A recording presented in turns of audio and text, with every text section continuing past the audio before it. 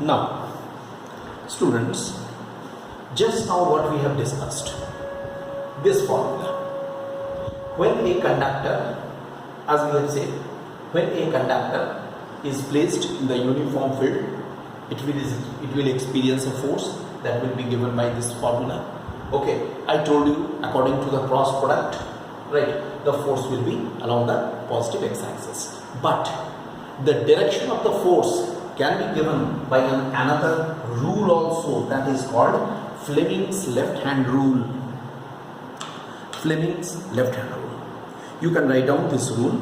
It states that, I am telling you, this Fleming's left hand rule, it states that if we stretch the forefinger, middle finger and thumb of our left hand in such a way that these are mutually perpendicular to each other. Okay, I am stretching forefinger, middle finger and thumb of the left hand in such a way that these are mutually perpendicular to each other. Okay, and if the forefinger points the direction of the current,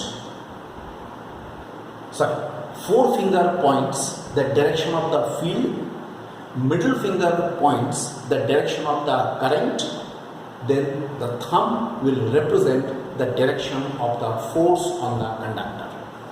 I repeat, if forefinger, middle finger and thumb of left hand are stretched in such a way that these are mutually perpendicular to each other, and if the forefinger points the direction of the field, middle finger points the direction of the current, then the thumb will indicate the direction of the force on the conductor. You can apply it here in this. Current is in which direction? Look, middle finger is showing the current like this. This one is the forefinger indicating the direction of the field. Then here thumb will show the force. Okay, the same way, x-axis. That means you can show it by Fleming's left hand rule also, and I think it's better to use Fleming's left hand rule. Okay, this is the Fleming's left hand rule. Our next discussion, in that we shall use Fleming's left hand rule. Let us see what is this discussion. We have to discuss force between two long straight parallel current carrying conductors. Two long straight parallel, I remove it from here. I am going to discuss two long straight parallel current carrying conductors. Okay, I want to discuss that. What will be that? See, let us consider the conductor 1 and conductor 2 are the two long straight parallel conductors. Long straight, that means in the last class I told you long straight means infinitely long. Parallel current carrying conductors. One is carrying the current I1, another is carrying the current I2. They are flowing in the same direction. It's okay. I told you, due to first, if field will be on the second, that will be perpendicularly into its cross. B12 is the symbol for magnetic field at second conductor due to the first. B12, magnetic field at the second conductor due to the first.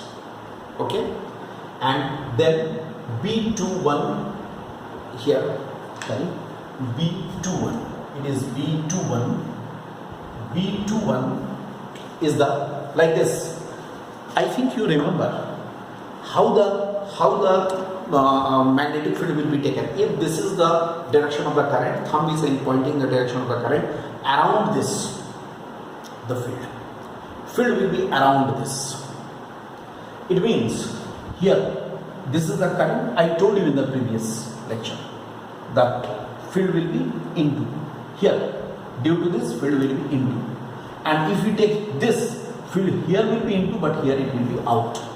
That's why B12 is the magnetic field at second conductor due to the first, that is perpendicularly into, okay, perpendicularly into, and B21 is the magnetic field at first due to the second, that will be perpendicularly outward. Alright, and I hope you remember from our last class's discussion, if I say what is B12, mu naught I1 by twice by d, because it is the long straight conductor. So mu naught I1, which I1? I1 of this. Mu naught I1, its current, इसका current, first वाले का current, mu naught I1 by twice by d, because field is due to the first one. That's all. So mu naught I1 divided by twice by d. Then we are considering delta L1 length of the first conductor and delta L2 length of the second conductor. Then what is the force experienced by delta L2 length of second conductor? Just now the formula which we have discussed, how the field is acting perpendicularly into, the formula will be, I told you, just now I have told you, if perpendicular L and B are mutually perpendicular, then ILB will be the formula. That is the main formula we shall apply here. For how much force? F1 is equal to, I will write I2, because on the second conductor, force experienced by delta L2 length of the second conductor. So in the second conductor, how much current is flowing? I2. Then here delta L2 and B12. Look at this. I am taking the current of the second conductor, length also of the second conductor, and B12. B12 is the field on the second conductor. How much it will be? I2 delta L2 here mu naught I1 by twice by d. So F1 should be mu naught I1 I2 by twice by d delta. Agreed? Very simple. Now we can write now B21. How much? What will be B21? B21 is, here it is, this is perpendicularly, I write here. This field is perpendicularly into, isn't it? Direction. And B21 is how much? It is mu naught I2 by twice by d. Okay? Because due to the second conductor it is. So I will write similarly, I write here, similarly force experienced by delta L1 length, okay, of first conductor, if, look, then since it is a second conductor, can I write it F2? It's better to write F2. Here it is F1. Okay, because that was second conductor, so F2. Delta L2 length of the second conductor. F1 is similarly I1 delta L1 and B21.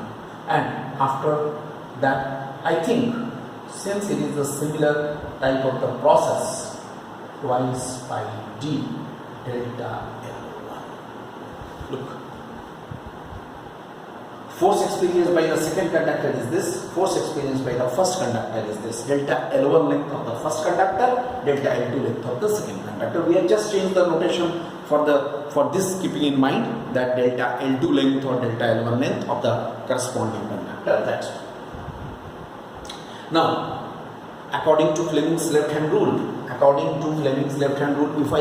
I am asked to, suppose if I am asked to find out the direction of these forces, what will be the direction of these forces? Look in this, here, Fleming's left hand rule. According to Fleming's left hand rule, here on the first conductor, how it will be?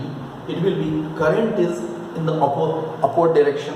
Current in the upward direction. Look here. I am talking about the first conductor. Field is towards you.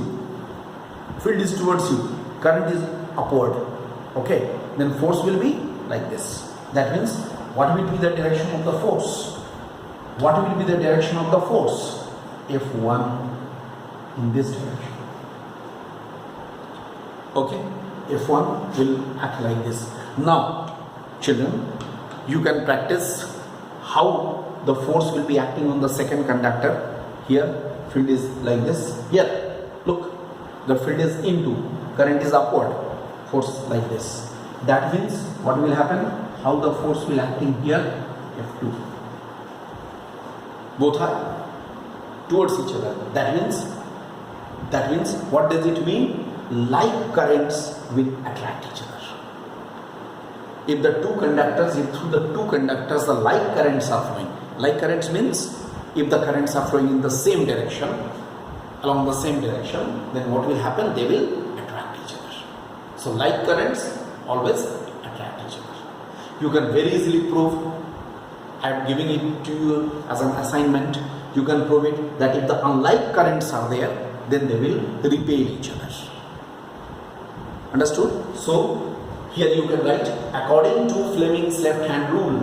According to Fleming's left hand rule, okay, the two forces are towards each other. According to Fleming's left hand rule, you write, according to Fleming's left hand rule, the forces F1 and F2 are towards each other. And hence like currents attract each other. I think you can write.